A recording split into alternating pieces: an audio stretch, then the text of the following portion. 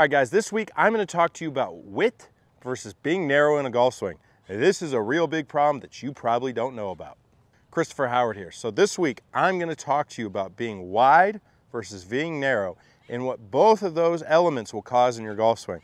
Now, this is not a topic that is talked about that often, but it actually gets very important. This is how you want to release the club through impact, what you want to do with your body, and how much time you want in your golf swing. Now, when we talk about wide versus narrow, we're simply talking about the hand's relationship to the body, okay?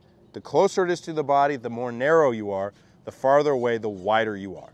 So that plays a big factor in your golf swing.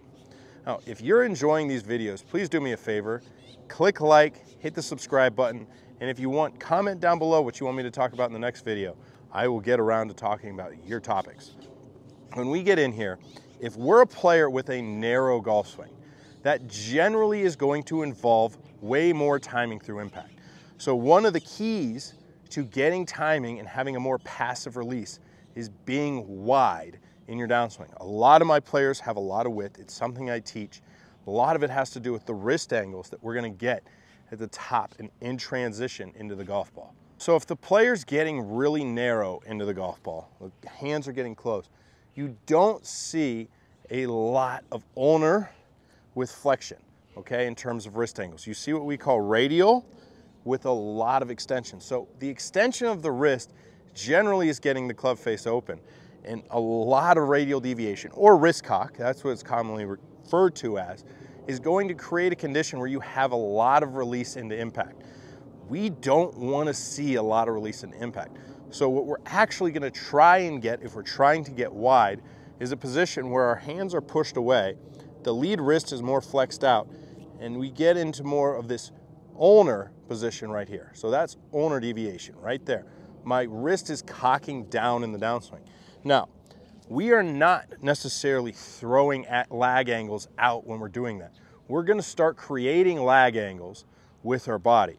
The common definition of lag would be a lot of this radial here, right? That really steep angle. I'm at about a 90-degree angle between my forearm and the shaft. That's what people often refer to as lag. But if I'm getting here, I'm creating a lag angle by rotating my chest.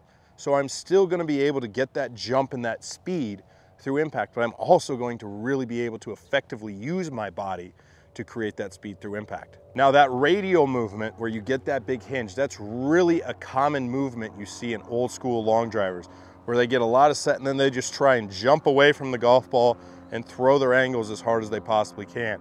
It's not that efficient for hitting straight golf shots.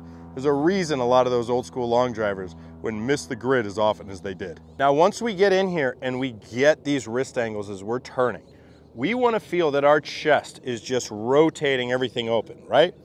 I don't have to throw my wrist angles. That's the biggest benefit from keeping my width in my downswing, is that I can just get in here and rotate and launch up and get the club to release. I don't have to release my wrist through impact to square up that club face and get the ball to do what I want it to do, right? I can just use my big muscles, my chest, and I can really leap out of the ground and create the speed with my lower body.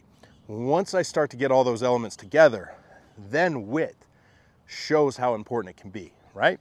Using your body to hit the golf ball is one of the biggest keys that I love for all of my players. All right, guys, so if you are looking to create more width in your golf swing, remember, you're looking for that wide arc. Keep your arms stretched away from your chest. You are going to want to move into ulnar deviation, this wrist angle right here, with flexion, okay? That's squaring up the club face. That's getting the shaft in a good position. That will definitely keep it behind the hands. And once you start doing that, you're going to be able to rotate through the golf ball. If you start getting narrow, you're going to get a big wrist hinge angle here, right? You're going to get lots of old school lag, but it's going to involve a hard release through impact. And if you start swinging too fast and you get out of sequence, then you're going to find yourself in a lot of trouble every time. I hope this video helps you guys play better golf. If you enjoy it, I hope to see you back here next Saturday working on our next topic. Hey guys, if you like this video, please like and comment. I come out with new content every Saturday, Sunday, Tuesday, and Thursday. Thanks a lot, you guys.